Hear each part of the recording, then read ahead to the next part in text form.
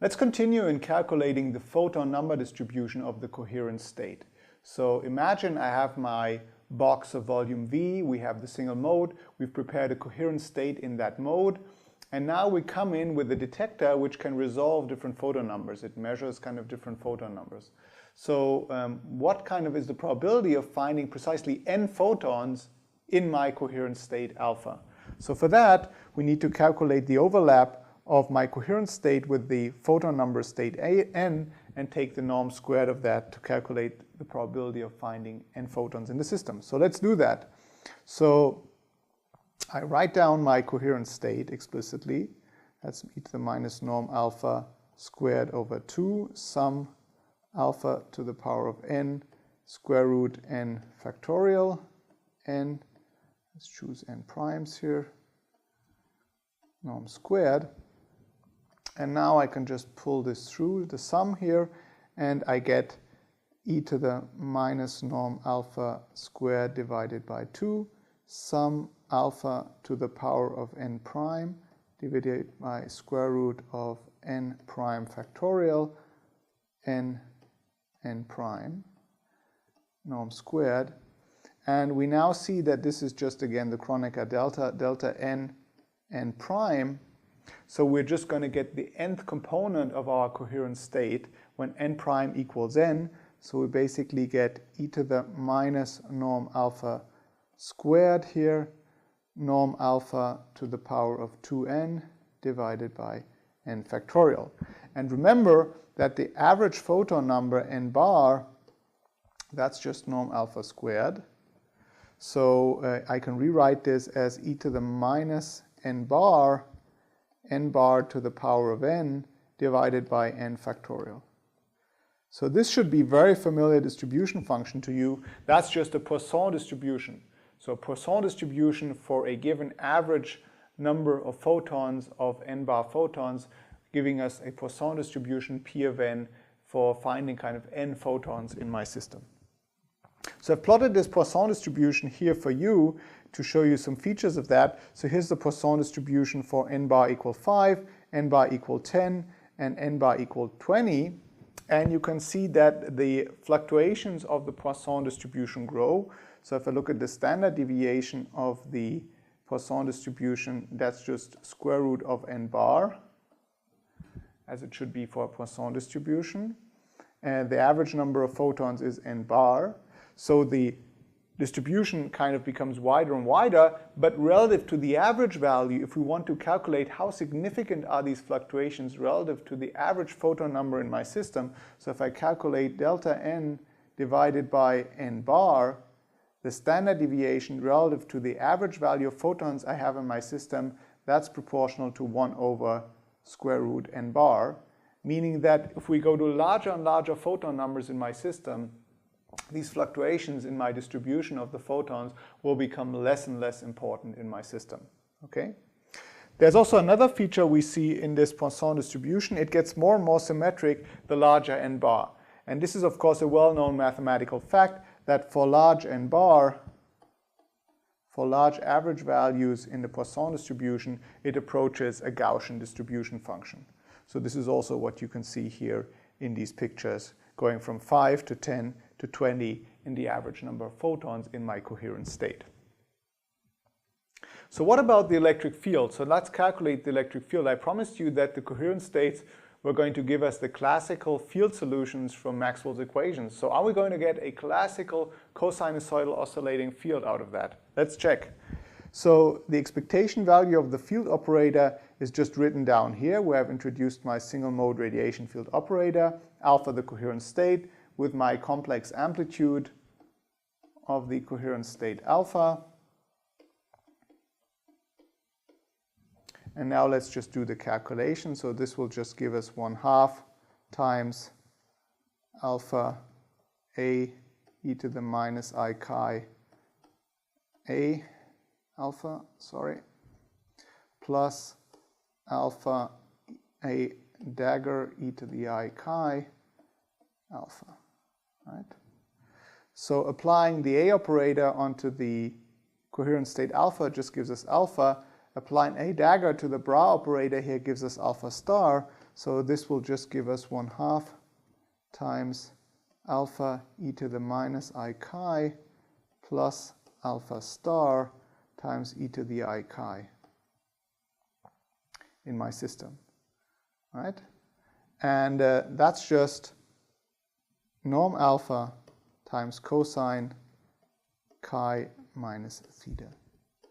And indeed, we get these classical oscillating fields. Remember, chi was just the phase factor omega t minus kr.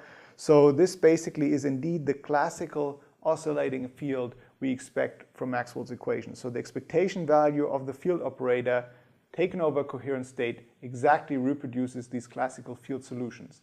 That doesn't mean, again, that everything is the same. The fluctuations especially are going to be still different, whereas in a kind of classical field, there will be no kind of field fluctuations around this electric field oscillations. We can expect quantum fluctuations also now for this coherent state, just as we did for kind of the coherent state oscillating particle in a harmonic oscillator. So we can now reinterpret this alpha, this complex amplitude, as basically telling us in a complex plane the amplitude and phase of the average value of the electric field.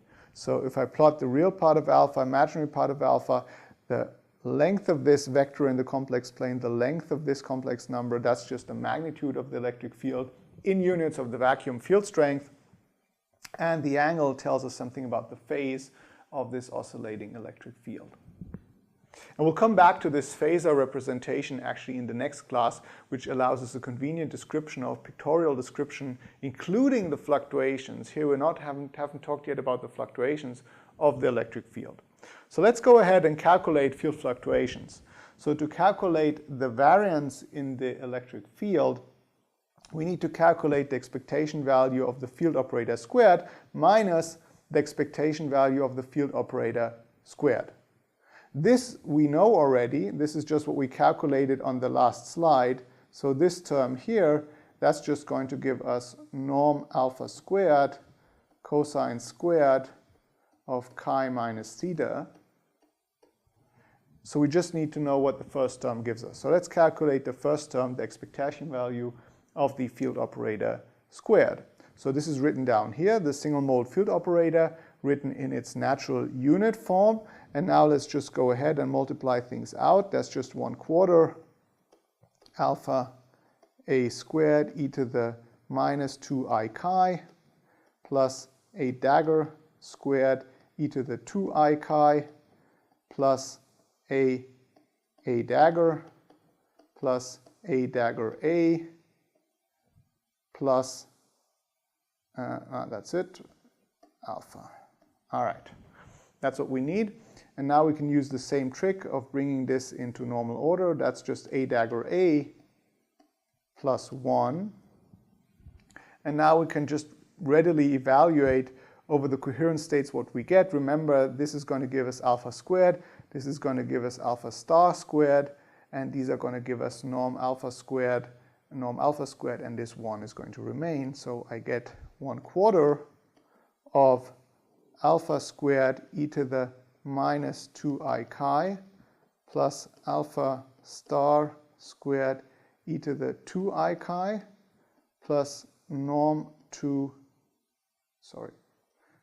norm alpha squared plus 1, right? And this here, if we look at what this is just alpha e to the minus I chi plus alpha star e to the I chi norm squared. And that's just norm, this would just give me norm alpha squared. So norm alpha squared cosine squared of chi minus theta with the 1/4 here cancels the 4 that comes in the sum. So this would be, let me just write this out explicitly. So this would be 4 times norm alpha squared cosine squared chi minus theta, and then we have the plus 1 term here. So we get in total norm alpha squared cosine squared of chi minus theta plus 1/4. So now for the fluctuations, when we calculate the variance, so if we calculate the variance of the field fluctuations for a phase angle chi, we have to subtract this term from this term, and you see these two terms just cancel, so the only thing that remains is 1/4. So remember, we're measuring the field strength again in units of this natural vacuum field strength that we introduced in the beginning of the last class. So there are fluctuations associated to the electromagnetic field, and their strength is close to the vacuum field fluctuations of our system. So that means actually that when we go and measure the electric field, for example, we'll actually find fluctuations around the average value, which is just the classical Maxwell equation solution. So this is kind of plotted here. If we pictorially represent that, so the average value gives us this sinusoidal value here, but there are fluctuations around this average value on the order of the vacuum field fluctuations. So these are the vacuum field fluctuations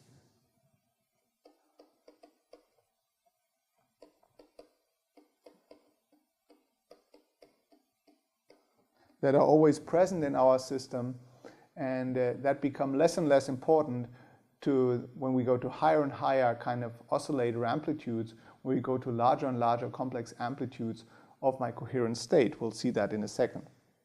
This is actually reminiscent of the ground state harmonic oscillator fluctuations that we had for a classical particle, the wave packet oscillating in our harmonic oscillator. Remember, that also had fluctuations in the position around the average value of the position which reproduced the classical motion. There were these quantum fluctuations associated with the vacuum fluctuations, with the ground state vacuum fluctuations, the ground state oscillations, ground state fluctuations of my harmonic oscillator. And the same is true here. So the same actually occurs here.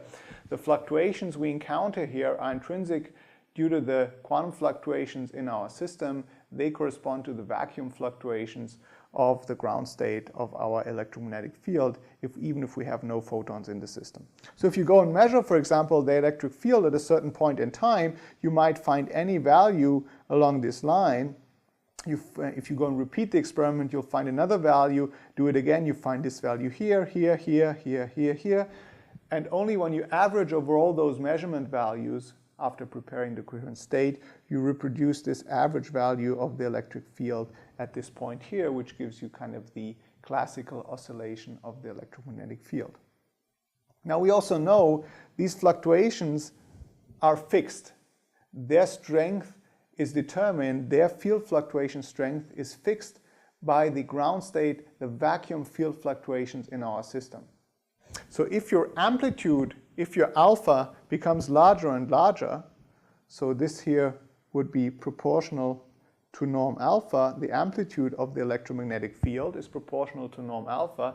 If your field amplitude becomes larger and larger and larger, then the relative importance of the fluctuations relative to this average value would become less and less. So this I've plotted here. For example, let's take a field which has a larger excitation amplitude, a larger kind of oscillating electromagnetic field, average value of the electromagnetic field.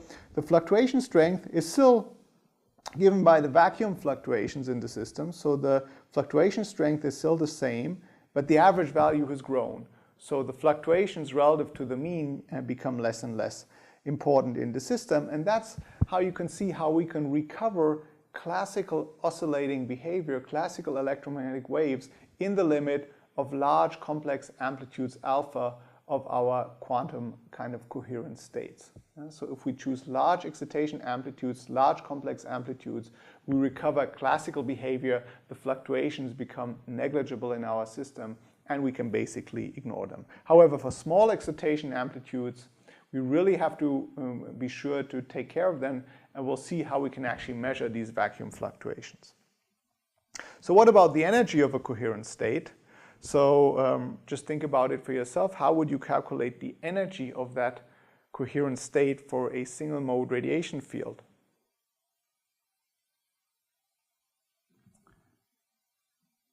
Well, that's very simply given by applying the radiation field Hamiltonian h bar omega n plus 1/2, taking the expectation value over our coherent state. And since n is just a dagger A, and alpha is an eigenstate of the destruction operator A, I basically just get h bar omega norm alpha squared plus 1/2 with norm alpha squared. That's just the average photon number for a coherent state. So this just gives me h bar omega n bar plus 1/2.